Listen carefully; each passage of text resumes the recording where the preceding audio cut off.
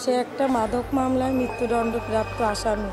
সে দীর্ঘ 6 বছর ধরে এই মামলায় সাজা খাচ্ছে। গত 2.5 বছরের প্রায় 3 বছরের মতো মৃত্যুদণ্ড দিয়েছে এই মামলায়।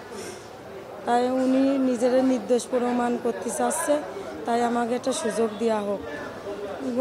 জেলখানায় বসে প্রধান বিচারপতির কাছে উনি চিঠি দিয়েছে যে এই মামলা নিম্ন আদালত থেকে আমাদের ঠিকমতো বিচার করা হয়নি, তাই আমরা উচ্চ আদালতে উনি প্রধান বিচারপতির কাছে চিঠি দিয়েছে যে আমার নির্দোষ প্রমাণ করতে আমার 3 দিনের সুযোগ দেওয়া হোক। আমি নিজেই নির্দোষ প্রমাণ করব। আমার পক্ষে কোনো উকিল ছিল না আগেও, আমি খুব গরিব মানুষ, তাই আমাদের একটা সুযোগ দেওয়া হোক।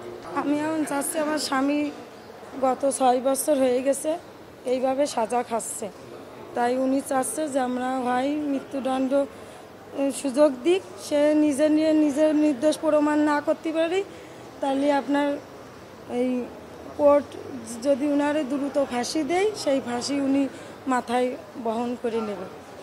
উনি মিথ্যে মামলায় আর এই সাজা বহন করতে পারতেছে না।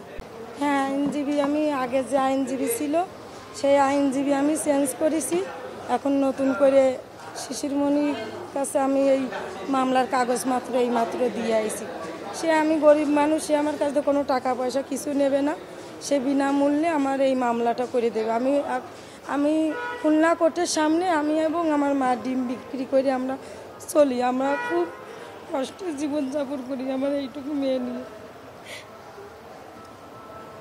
প্রধান বিচারপতির কাছে একটাই আমাকে আবেদন, সেজন্য আমাকে এই মামলাটা খুব তাড়াতাড়ি বিচার করার সুযোগ দেয়।